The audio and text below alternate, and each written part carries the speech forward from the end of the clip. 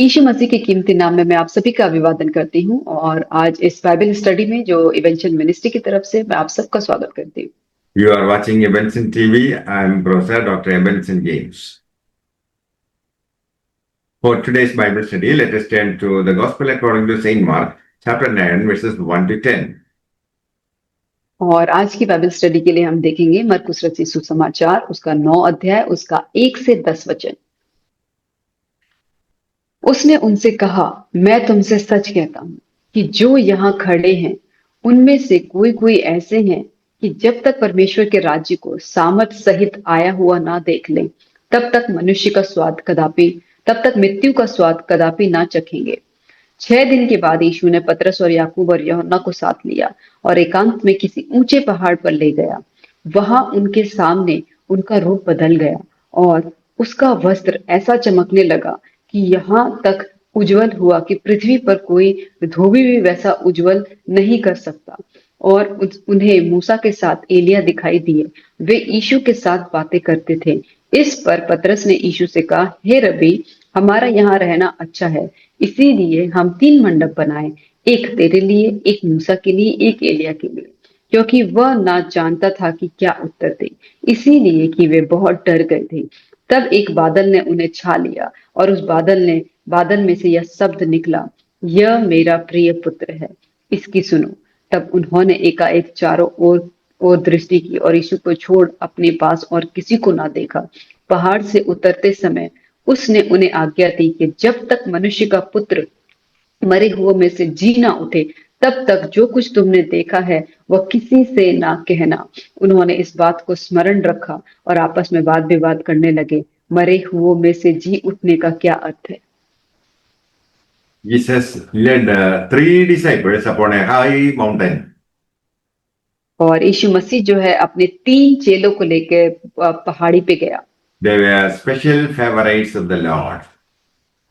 और वो उनके ऊपर परमेश्वर का स्पेशल जो था फेवर था उन तीनों के ऊपर। It could have also been that they were three most likely to get into trouble. और ये भी हो सकता है कि वो तीनों ज्यादातर परेशानियों में गिरते थे। So the Lord kept them close to keep an eye on them.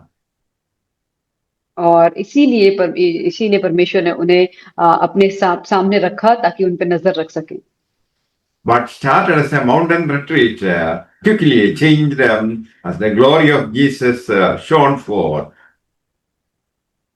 और जैसे ही वो पहाड़ पे गए तो उन्हें जो जिसके लिए भी जा रहे थे वो बहुत ही जल्दी वो बदल के परमेश्वर की जो महिमा का रूपांतरण था उसमें वो बदल गया। Jesus was transformed right before the eyes of the disciples. और यीशु मसीह का जो था कि वो स्वरूप बदलने लगा चेलों के देखते ही। His clothes became shining and whiter than anything seen on this earth. और उसके जो कपड़े थे वो इतने ज्यादा उज्जवल हो गए थे कि इस पृथ्वी पे उतना उज्जवल और कुछ भी चीज नहीं हो सकता था। The word transformed describes a change on the outside that comes from the inside. और ये चीज ये दिखाता है कि अगर हमें बाहर से परिवर्तन चाहिए तो सबसे पहले जो परिवर्तन होता है वो अंदर का परिवर्तन होता है। Jesus did this because he just told the disciples that he was going the way of the cross. और यीशु मसीह ने ये चीज इसलिए उनको दिखाई क्योंकि उसने कहा था कि वो क्रूज के रास्ते पे जाने वाला है। Spiritually, they should follow him in the way of the cross. और आत्मिक रूप से उन्हें जो है कि वो क्रूज के रास्ते में उनको उसके पीछे चलना चाहिए था। Jesus displayed his glory as king over all God's kingdom. और यीशु मसीह ने अपने महिमा को इस तरीके से दिखाया कि वो उस राज्य का वो राजा है। The disciples knew what he was doing. और चेले जानते थे कि वो क्या कर रहे हैं। If he was to suffer, rejected, and killed, he was still in control. और उसको पता था कि उसे रिजेक्ट किया जाएगा, उसे मारा जाएगा, लेकिन फिर भी सारी चीजें नियंत्रण में है। Jesus also showed that cross bearers would be glory receivers. और तब यीशु मसीह ने ये भी बताया कि जो लोग क्रूस को उठाएंगे वो महिमा को भी उठाएंगे। The cross is the path to the goal, and the goal is the glory of God. और जो क्रॉस जो है वो हमारा वही उस लक्ष्य है, और लक्ष्य ये है कि परमेश्वर की महिमा होना। Elijah appeared to them with Moses, और एलाइजा जो था मूसा के समय में वहां पे वो दिखाई दिया, and they were talking with Jesus. और वो लोग यीशु मसीह से बातें कर रहे थे। Both Elijah and Moses represent those who are caught up to God.